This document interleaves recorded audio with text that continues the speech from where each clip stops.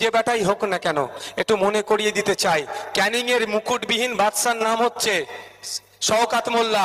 ওনাকেও কিন্তু আমি এমন 5 টাকার পেনের খোঁচা দিয়েছি, কোর্টে গিয়ে জামিন নিয়েছি আমার নামে ভুল কথা বলার জন্য। বুঝতে পেরেছেন? যদি মমতা ব্যানার্জি আমার নামে মিথ্যা কথা বলে, সংখ্যা ধরে বলার যদি ওনার সাহস থাকে বলতে বলুন, ওনাকেও দেখবেন আগামী দিনে কোর্টে আমি টেনে নিয়ে আসবো 5 টাকার পেনের মাধ্যমে। আর একটা কথা, এখান থেকে তো সুকান্ত কি বলে শান্তনু বাবুদের বাড়ি কাছে, যদি দেখেন না, যদি লাইন করতে পারেন টাকার, আমি অন ক্যামেরা বলছি, এত ক্যামেরা লাইন কিছু হবে, তবে প্রকাশ্য নেবো আমি, ওই গোপনে নেবো না আমি, ওই সন্ধ্যার পরে নেবো না, দিনের আলোতে টাকা নেবো আমি, এবার স্টেজে টাকা নেবো।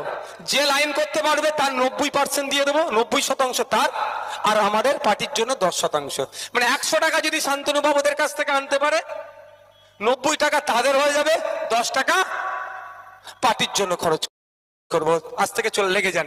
যেই তৃণমূলের বন্ধুরা বলবে, যেই সিপিএম এর বন্ধুরা বলবে, কংগ্রেসের বন্ধুরা বলবে সবাই শান্তনু বাবুর কাছে যাই, ওরা দাদা ভাই, একটা বিদায়ী এমপি, একটা এমএলএ, ওদের ওদের সাথে ভালো হয়তো বিজেপি লাইন থাকতে পারে, কেন্দ্রীয় মিনিস্টার ছিল, লাইন কর ভাই, তুইও পাবি আমিও পাবো, অর্থাৎ আমরা পাবো 10%, তোরা পাবি 90%।